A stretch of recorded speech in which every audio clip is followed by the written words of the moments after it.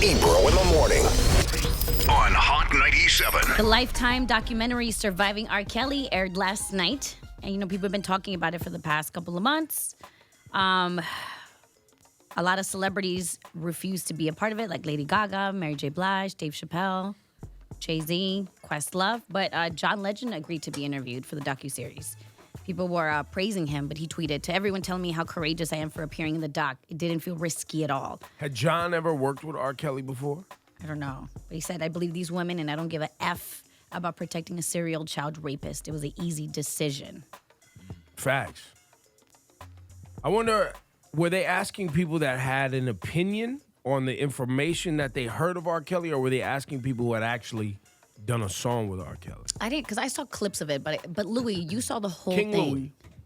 Yeah, well, it's a little bit of both. The first part, they began with his life, his journey, his And music. his own Right. sex abuse life that he lived through. Yes, they even played the clip of him talking about his own experiences.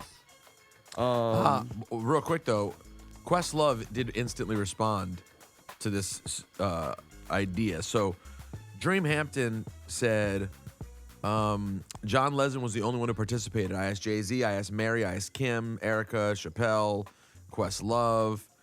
They didn't want to touch it. And Questlove said, I always thought Kells was trash. My reason for declining the R. Kelly doc was that I support 1,000,000% is that I didn't want to be in the, quote, good times portion of the doc, like standing for his genius. I was asked to talk about his genius. I do not, nor have I ever stand for him. Wow. Just want to make it abundantly clear in a he doth protest too much way. That makes me look like I'm protecting him. He's like, nah, it was the opposite. He didn't want to be the guy in the documentary Talking him. about how great his music was. Interesting. Yeah. They should have come to me for that part. I mean, listen, I can tell you all day that I think that R. Kelly appears to be a lunatic pervert who probably belongs behind bars. Mm-hmm. But I can also tell you that I'm not going to sit here and lie and tell you that there's not pieces of his catalog that I absolutely was in love with, because I'd be lying. Sure. No, people are mad at me on social media right now for talking about separating the art from the person. Right? Where I did it with the Cosby Show. Right? And I brought up even Dukes of Hazzard, where there's a Confederate flag on the top, but I still like that intro theme, and them shows was good, man. There's a Confederate flag on that car flying. It sure was. I watched that all day as a kid. Just the good old boys. Right? And and then you get to R. Kelly, and there were songs. There were definitely songs. But we've talked, and we talked about this earlier on the show, Rosenberg. I don't remember, but R. Kelly, didn't they want to bring him up here for an interview? And we was like, hell no, I ain't doing that. I ain't going to do that. I interviewed him at one point at SOBs like 4 years ago, which I have mixed feelings about doing. But yeah, I think there was a time when they wanted to bring him up here and you had said something, or there was a reason they ended up not doing it. Because, we've been talking about R. Kelly being trash for a minute now. A long time. Yeah. Talking about the days where I heard in Chicago when the school would let out, he'd be rolling around the McDonald's in his car where the kids were. Disgusting. The stories on him have been bad for a very long time. You're talking about like 20 years bad. Something like that. They've been bad for that long. And I understand if people say, I want nothing to do with him. I think that's probably the right thing. However, if you play the original version of Fiesta and you ask me to, and you look in my eyes, you're going to see enjoyment that I would have to be pretending to not have. Mm-hmm. You know what I'm saying? Like that, there's a lot of records like that. So, I mean, it is what it is. People have been having this R. Kelly conversation for how many years now, Rosenberg? At least 20. When did the tape come out, Laura? Do you remember? 02. That was 02. So that's 17 years, but I feel like it started before that, but yeah. And so many of us heard the allegations, wasn't sure what was real and what was not. It was a different time. And as the allegations became more than just the tape, many of us backed away from supporting R. Kelly. Despite the music being fire, I know people that stopped playing the music, and long before I stopped playing the music. But then it became too much. It became too much. And so, Laura, you watched the first 2 episodes. It's been 2, right? Well, yeah, but I saw pieces of it. Pieces of it. Last night, what is it? Surviving R. Kelly. That's right. So the 2 aired last night. 2 will air tonight and tomorrow. And even, what was it, last year, how many stories have we heard about this It's never ending. sex ring, Yeah. house full of women Oh, thing? the big That was story last came year, out. right? Yep. Yeah. With the women who were posting on social media. There was one dad saying, like, my daughter's been taken from me, and but the girl was posting saying my dad is just Overprotective. overprotective and bugging and tripping, and now here we are with this documentary. And it's evident as we evolve as a society and as we evolve as people, when we hear these allegations, it's become even more serious now, right? We used to hear and we're like, okay, is this what's going on here? Wait to see if there was a conviction, if there wasn't a conviction, because that's how it was around the R. Kelly when the tape came out. It was definitely people were like, that's him on that tape. Well, what's happening? Is it a crime? Is he going to jail? And then nothing happened. Yep. So everybody was like, okay, well, do I not play his music now? Well, like, what happens? Because this is a real conversation that happened. Yeah, well, and his music kept playing for a long time. Yeah, after for that, sure. And that was pre-Ignition? Yes, definitely.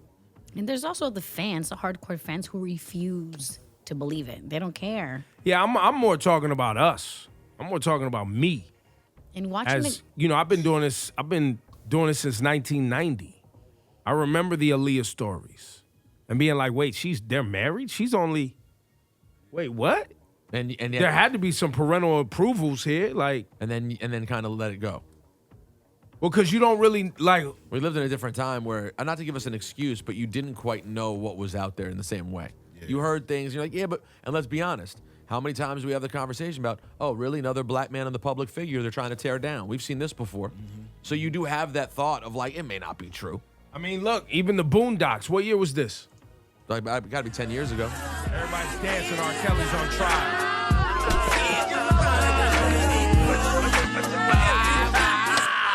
Huey turns the radio off. What the hell is wrong with you people? Every famous that gets arrested is not Nelson Mandela? Yes, the government conspires to put a lot of innocent black men in jail on fallacious charges. But R. Kelly is not one of those men. We all know the can sing. But what happened to standards? What happened to bare minimums? You a fan of R. Kelly? You want to help R. Kelly? Then get some counseling for R. Kelly. Introduce him to some older women. Hide his camcorder. But don't pretend like the man is a hero. And stop the damn dancing. Act like you got some damn sense, people. Damn. Don't playing around here. Boo! Hey, you with the afro. Give it a rest. Beat it. Put the music back on.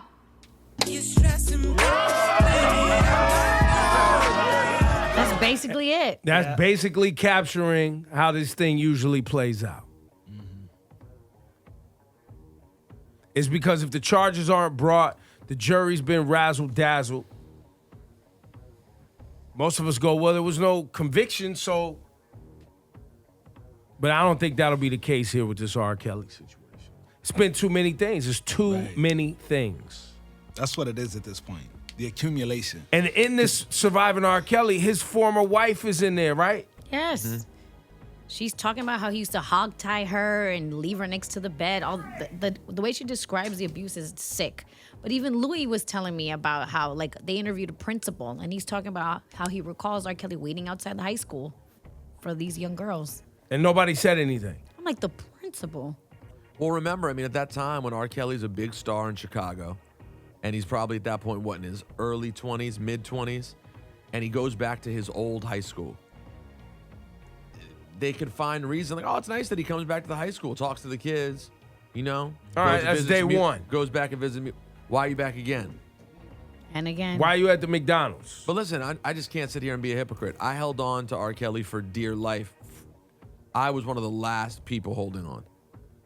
And now when you really realize how bad it was, it's pretty embarrassing. And I definitely was holding on because I loved his the good part of his music. I really loved, and I do think was brilliant. And I was reading that Dream Hampton actually went back at Questlove and was like, I did not ask you to speak on his genius. I just asked you to be a part of this and say the same thing in the documentary that you said on Twitter. I told you we need black male allies. She said, I never asked you to speak on his genius. I never thought he was a genius.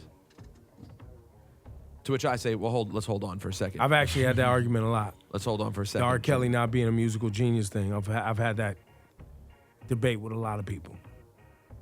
On which side? On saying he's not a musical genius. Oh, but that's you just saying you're not a huge fan of his music. I like it, but I just know he pulls from the Isley Brothers and Charlie Wilson, and he co-opted a lot of other people's things to become what people love about him. I mean, if we wanted to get into a deep, long music argument, I could argue that a lot of people that we have. consider geniuses done the same Yeah, thing. a lot of people have. And stylistically, he did create sounds that lasted for a very long time. And not just his own songs. His writing credit and his production are I mean, listen. And I was never a fan of comparing women to cars. I never was into that. Well, see, when You remind me of my Jeep. I was always like, that's weird. It is strange. It's super weird. But the crazy But thing there are is, things that I like. I'm not saying that there's things I didn't like, because there's absolutely R. Kelly stuff that I like. I don't know if it will disappear now because this has all happened, and it may. But I Believe I Can Fly. Yeah. He created a standard. Yeah. Standards don't get created every day. Songs that get sung at graduations around the world, like things like that. That doesn't happen all the time. He wrote But I think, Believe I Can Fly. right, but this is where you start getting into, and which is the frustration, especially for victims or people who have family members who are victims, is it sounding and feeling like you're removing responsibility because they contributed something that will last forever. That feeling of like, so what? Yeah, you can't remove it. So what? Get them out of here. Fair enough.